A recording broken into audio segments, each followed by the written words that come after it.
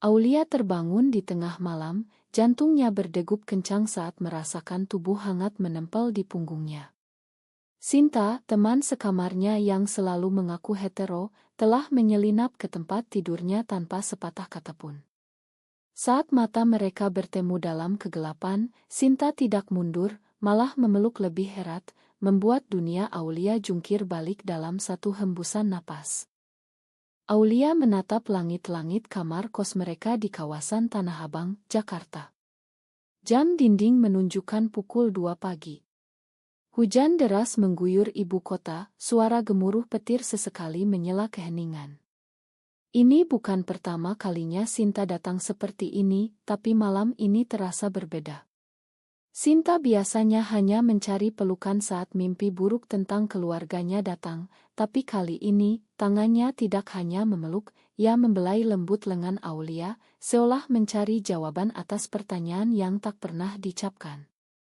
Aulia, seorang desainer grafis berusia 25 tahun, telah tinggal bersama Sinta selama 2 tahun. Mereka bertemu di kampus Universitas Indonesia, di mana Aulia belajar seni digital dan Sinta mempelajari psikologi. Awalnya, persahabatan mereka biasa saja, berbagi makanan, curhat tentang pekerjaan, dan tertawa atas lelucon konyol. Tapi bagi Aulia, yang telah sadar akan orientasi seksualnya sejak remaja, Sinta adalah mimpi yang tak boleh disentuh. Sinta selalu bercerita tentang pacar-pacar lamanya, pria-pria yang membuatnya patah hati, dan bagaimana ia bermimpi menikah dengan seorang dokter atau pengusaha sukses seperti yang diharapkan keluarganya di Bandung. Malam itu, Aulia berusaha menenangkan diri. "Sin, kamu lagi kenapa?" bisiknya pelan, suaranya gemetar. Sinta tidak menjawab segera. Ia hanya menggelengkan kepala, wajahnya tersembunyi di bahu Aulia. Aroma sabun mandi Sinta, campuran anila dan lavender, membuat Aulia semakin gelisah. Ia tahu ini salah. Sinta bukan miliknya. Tapi kenapa hati ini tak bisa berhenti berharap? Pagi harinya, suasana kembali normal. Sinta bangun lebih dulu, membuat sarapan nasi goreng sederhana seperti biasa. "Ma, ya malam tadi, Lia. Aku mimpi buruk lagi soal papa," katanya sambil tersenyum cerah, seolah tak ada yang terjadi. Aulia mengangguk, pura-pura sibuk dengan laptopnya. Tapi dalam hati, ia bertanya-tanya, apakah Sinta benar-benar tidak merasakan getaran yang sama? Atau ini hanya ilusi yang diciptakan oleh kesepiannya sendiri? Hari itu, Aulia pergi ke kantornya di kawasan Sudirman. Sebagai desainer di sebuah agensi iklan kecil, ia sering bekerja lembur. Tapi pikirannya tak bisa lepas dari Sinta.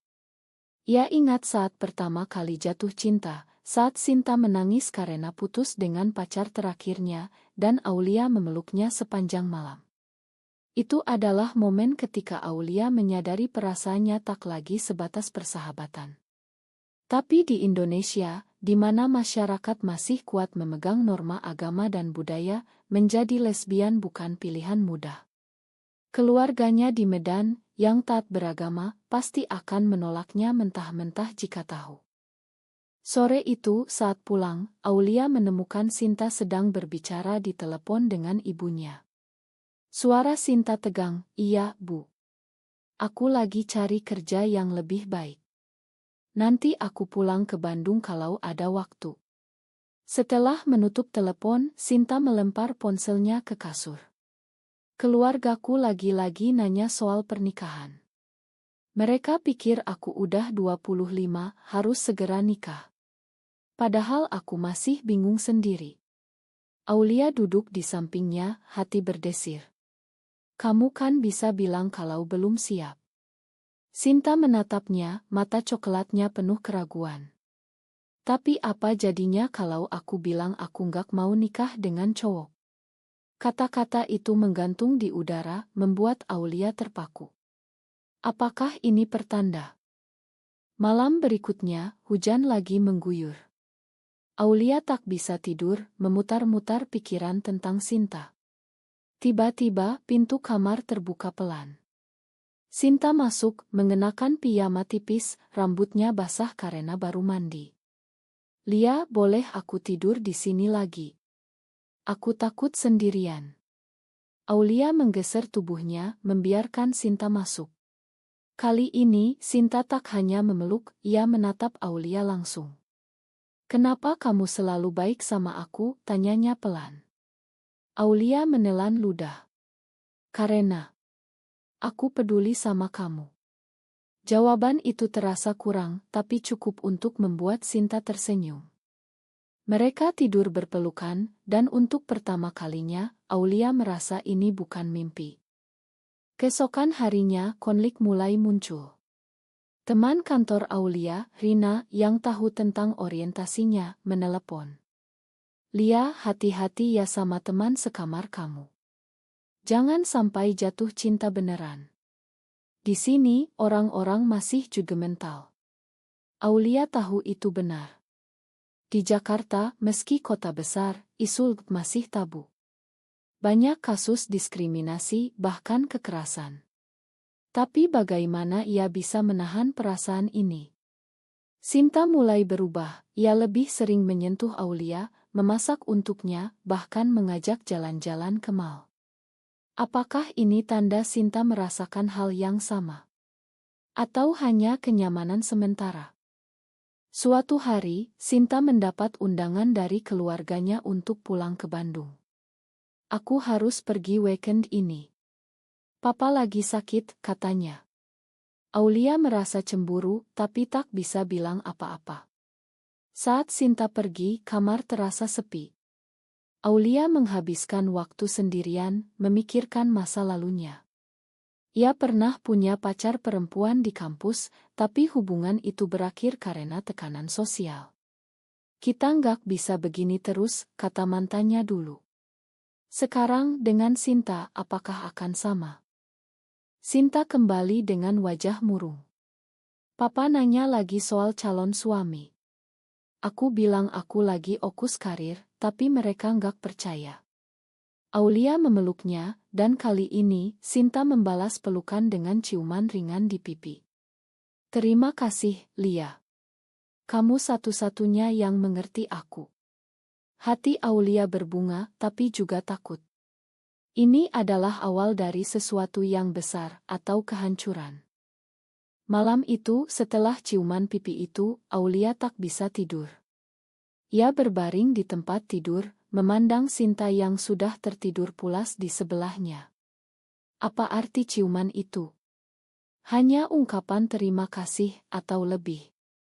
Di Indonesia, di mana norma masyarakat masih kuat dipengaruhi agama Islam mayoritas, ekspresi kasih sayang antar perempuan sering dianggap wajar, asalkan tak melewati batas. Tapi bagi Aulia, ini sudah melewati batas hatinya sendiri. Ia ingat kata-kata ayahnya dulu, jangan sampai kamu menyimpang, nak. Allah punya rencana untukmu. Ayahnya, seorang guru agama di Medan, pasti akan hancur jika tahu putrinya mencintai perempuan. Pagi harinya, Sinta bertingkah seperti biasa. Ia membuat teh hangat dan roti bakar. Hari ini aku interview kerja di sebuah klinik psikologi di Kemang, katanya. Aulia mengangguk, tapi pikirannya melayang. Semoga sukses, Sin. Saat Sinta pergi, Aulia menelepon sahabatnya, Maya, yang juga lesbian dan tinggal di Yogyakarta. Maya, aku bingung. Sinta mulai deket banget, tapi dia bilang dia hetero. Maya tertawa pelan. Hati-hati, Lia. Banyak cewek yang conused. Jangan sampai kamu yang sakit hati. Saran itu masuk akal, tapi sulit diikuti. Di kantor, Aulia mendapat proyek baru, mendesain kampanye sosial tentang toleransi.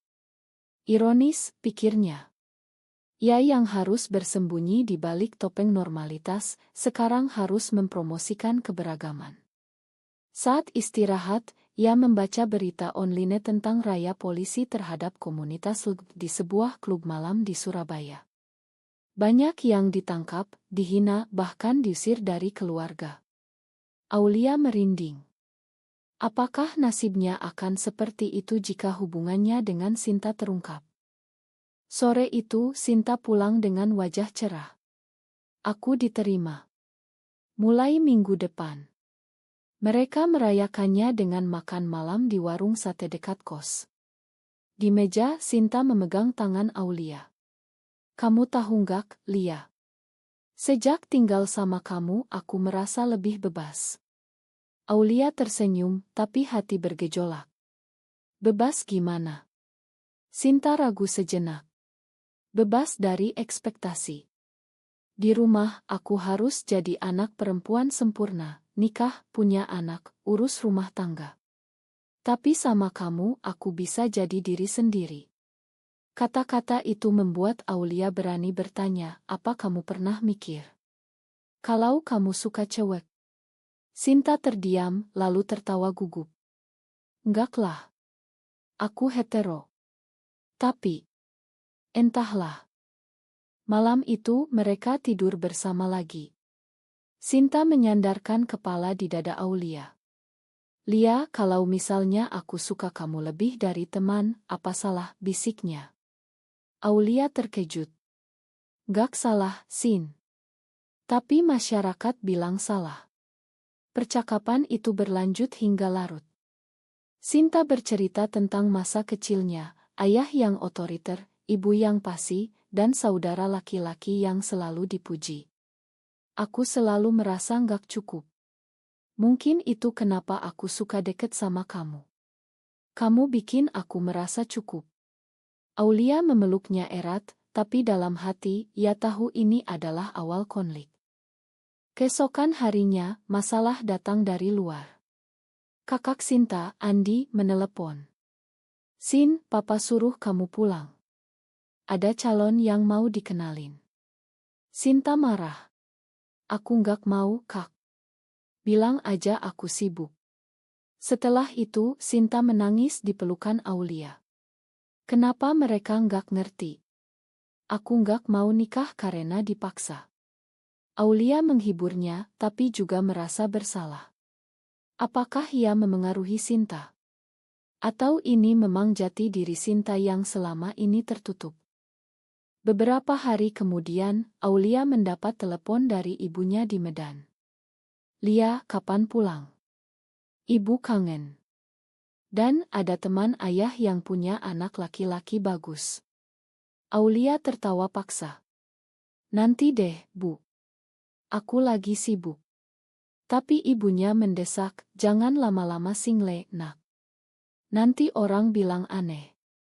Kata aneh di itu menusuk hati Aulia. Ia tahu maksudnya, jangan jadi lesbian. Tekanan itu membuat Aulia ragu. Apakah ia harus mundur dari Sinta? Malam itu, Sinta mengajak Aulia jalan-jalan ke Monas. Di bawah cahaya lampu kota, mereka duduk di rumput. Lia, aku pikir aku suka kamu. Beneran. Pengakuan itu datang tiba-tiba, membuat Aulia terpana. Mereka berciuman untuk pertama kalinya, ciuman ringan, penuh keraguan. Tapi kebahagiaan itu singkat. Seorang pria lewat, memandang mereka sinis. Hati-hati, Mbak. Di sini banyak orang. Kata-kata itu mengingatkan mereka pada realitas. Di Indonesia, cinta seperti ini masih dianggap tabu. Kembali ke kos, Sinta mulai panik. Apa yang kita lakuin ini salah, Lia. Kalau keluarga tahu, aku bisa diusir. Aulia menenangkannya. Kita bisa rahasiain dulu. Yang penting kita bahagia. Tapi dalam hati, Aulia tahu ini tak semudah itu. Konflik internal Sinta mulai muncul. Ia mulai menarik diri, kadang menghindari sentuhan Aulia. Aku takut, Lia. Aku nggak mau kehilangan keluarga. Aulia merasa sakit, tapi mengerti. Ini adalah harga yang harus dibayar. Suatu hari, Andi datang ke Jakarta tanpa pemberitahuan. Ia melihat Aulia dan Sinta terlalu dekat. Sin, kamu lagi apa sama cewek ini? Jangan aneh-aneh.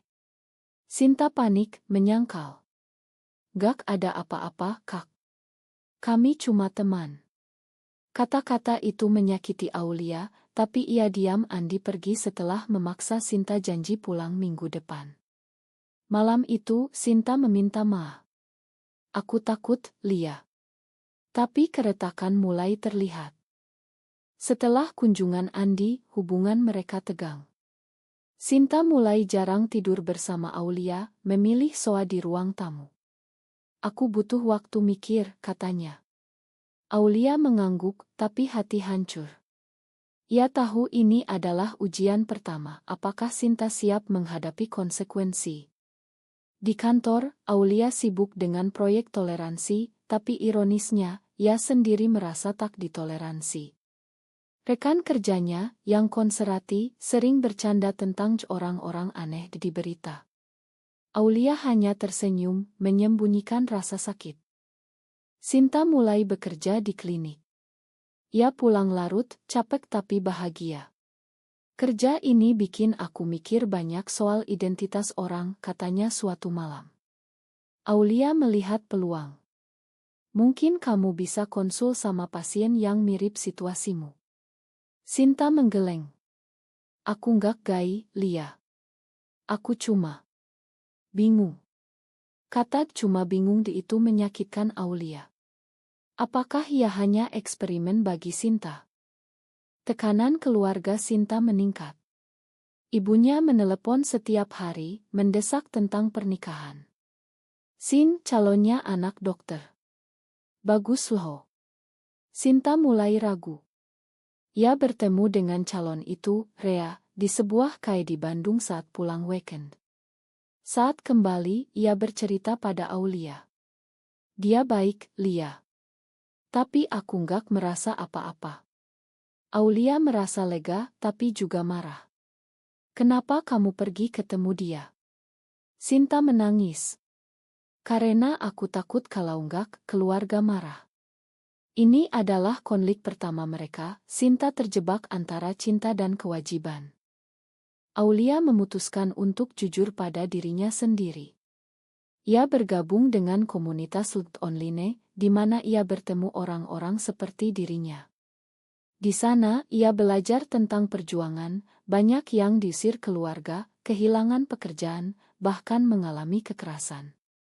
Tapi juga ada cerita bahagia, pasangan yang bertahan meski sulit. Ini memberi Aulia harapan, tapi juga ketakutan. Apakah Sinta siap untuk itu? Suatu malam, Sinta datang ke tempat tidur Aulia lagi. Aku rindu kamu, bisiknya. Mereka berpelukan, tapi tak ada ciuman. Sinta bercerita tentang Rea. Aku bilang ke dia aku nggak tertarik. Tapi papa marah besar. Aulia menghibur, tapi dalam hati, ia tahu ini baru awal. Keesokan harinya, Andi datang lagi, kali ini marah. Sin, aku dengar kamu tolak Rea. Apa karena cewek ini? Ia menunjuk Aulia. Sinta panik. Gak, Kak. Kami cuma teman. Andi tak percaya. Kalian tinggal bareng, tidur bareng. Itu nggak normal. Ia memaksa Sinta pindah ke apartemen saudaranya. Sinta menolak, tapi Andi mengancam akan bilang ke ayah. Papa bisa sakit lagi kalau tahu anaknya lesbi. Kata lesbi itu membuat Sinta pucat. Ia memandang Aulia dengan mata penuh air mata. Lia, Ma. Aku harus pergi. Aulia terpaku, tak bisa berkata apa-apa. Sinta pergi malam itu juga, meninggalkan kamar kos yang sepi. Aulia menangis sendirian, merasa dikhianati. Apakah ini akhir? Beberapa hari kemudian, Sinta menelepon. Lia, aku kangen. Tapi aku nggak bisa balik. Andi awasin terus. Aulia marah. Kamu pilih keluarga daripada kita. Sinta menangis. Aku nggak tahu harus gimana. Aku cinta kamu, tapi aku juga cinta keluarga. Ini adalah momen kritis, Sinta harus memilih. Aulia memberi ultimatum. Kalau kamu nggak berani, kita selesai. Telepon ditutup dengan tangis. Aulia menghabiskan waktu sendirian, fokus pada kerja. Ia mendapat promosi, tapi tak bahagia. Maya menelepon. Lia, kamu harus move on, banyak cewek lain. Tapi Aulia tak bisa. Ia mencintai Sinta terlalu dalam. Sementara itu, Sinta di apartemen Andi merasa terkurung. Ia mulai membaca buku psikologi tentang orientasi seksual, menyadari bahwa perasaannya pada Aulia adalah nyata. Tapi harga yang harus dibayar, kehilangan keluarga. Suatu hari, Sinta kabur dari apartemen Andi dan datang ke kos Aulia. Lia, aku pilih kamu. Mereka berpelukan, tapi Andi mengejar. Ia datang dengan marah, memukul pintu. Sin, keluar. Kamu bikin malu keluarga. Sinta gemetar, tapi bertahan. Kak, aku cinta Lia. Ini aku yang sebenarnya. Andi terkejut, lalu pergi dengan ancaman, Papa akan tahu ini. Malam itu, Sinta tinggal, tapi ketakutan membayangi. Konflik meningkat. Ayah Sinta menelepon, marah besar. Kamu pulang sekarang. Kalau enggak, jangan anggap aku ayahmu lagi. Sinta menangis, tapi Aulia mendukung. Kita hadapi bareng. Ini adalah titik balik, Sinta mulai menerima dirinya, tapi dengan harga kehilangan keluarga. Setelah ancaman ayah, Sinta memutuskan untuk pulang ke Bandung sendirian. Aku harus jelasin langsung, Lia. Kalau enggak, mereka enggak akan ngerti. Aulia khawatir. Hati-hati ya. Kalau ada apa-apa, telepon aku. Sinta pergi dengan kereta api, hati berat. Di perjalanan, ia memikirkan masa kecil, bagaimana ia selalu merasa berbeda, tapi menekannya karena norma keluarga. Sekarang untuk Aulia, ia siap bertarung. Di rumah, ayahnya menyambut dengan marah. Apa benar kamu lesbi? Andi bilang kamu tinggal sama cewek. Sinta mengangguk gemetar. Iya, Pak. Aku cinta dia. Ayahnya memukul meja. Ini dosa. Kamu harus berubah. Ibunya menangis.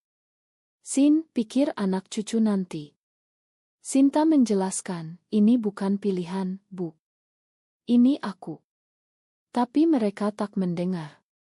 Ayahnya mengusirnya, pergi. Jangan kembali kalau belum tobat.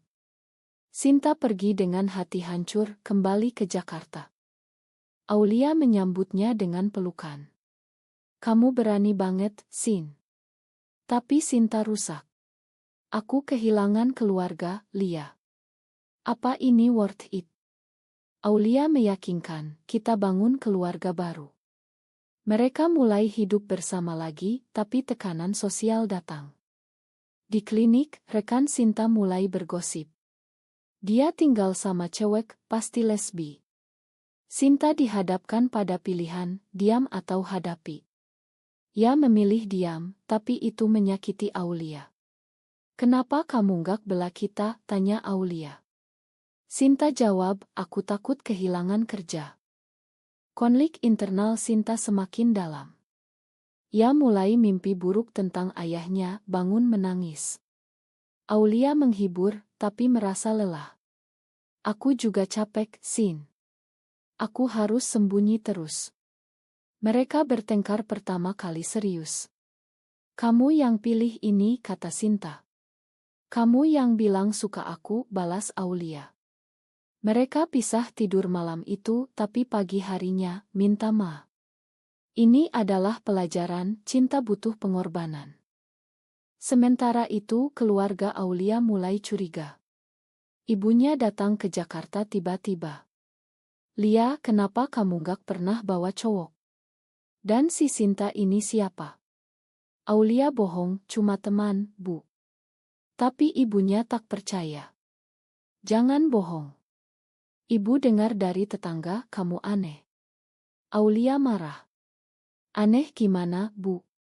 Karena aku suka cewek. Ibunya terkejut, menangis. Ini salah didik ibu. Ya pergi, tapi menelepon ayah. Ayah Aulia marah, pulang sekarang. Kita obatin kamu. Aulia menolak. Ini aku, ya. Terima atau enggak? Kedua keluarga sekarang menolak mereka. Sinta dan Aulia semakin dekat, tapi juga semakin terisolasi. Mereka bergabung dengan komunitas LGB di Jakarta, menghadiri pertemuan rahasia.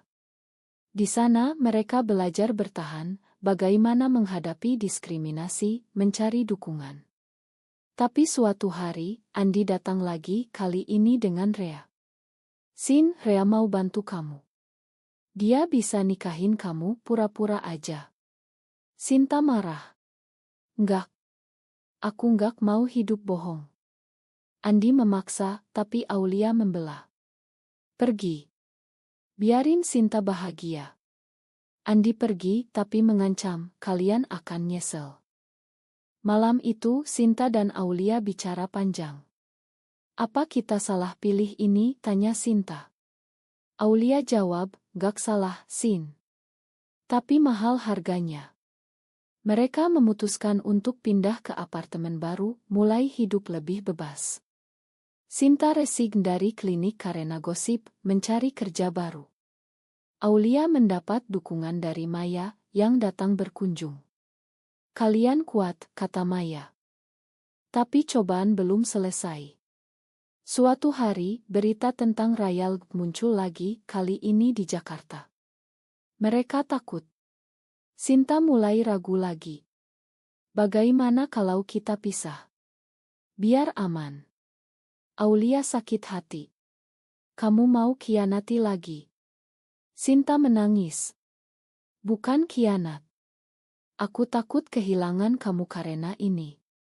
Mereka berdamai, tapi keraguan tetap. Akhirnya, Sinta menelepon ayahnya lagi, mencoba rekonsiliasi. Pak, aku minta maaf. Tapi tolong terima aku. Ayahnya diam, lalu datanglah.